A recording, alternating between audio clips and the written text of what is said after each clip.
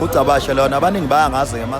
mase ngiphamisa izandla phezulu nginqokunomfaka bathi uZwide washaya ingoma ethi inhliziyo yami yayiqondanele ngoba phela akasabuyi lo mfana lona endimeni uyabona hayi ungangisabeli yini ungisabela uyithethe interview i-right akasabuyi manje kubantu uZwide wagcina ngengoma ethi sawubona inhliziyo yami so mina nginayo ke leyo bhadi leyo mfowethu into yami ngiyakwazi ukuthi ngiyilandelanise ngoba lokho engikudlalayo kuyistyle sami manje abanye abafana ukuthola kuyiqondanela nje ukuthi uma ngingafa namhlanje khona umuntu oyokhala inyembezi zangempela engasazi ukuthi uzoqhubeka enzeni kubantu ngoba akasekho lo muntu obekwazi ukuthatha into zakhe aqame ngazo kubantu so nje sengilindila ngalokufa bese ngibona sengengala ukuthi umuntu osele ngapha wenze njani obade ezenza mina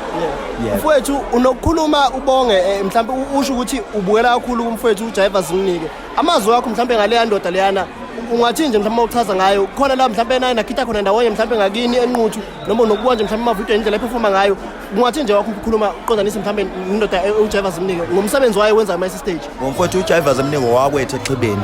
loyana ubhuti wakithi nje owakithi impela nje siyahlobana kakhulu mfowethu ngikhula vele mina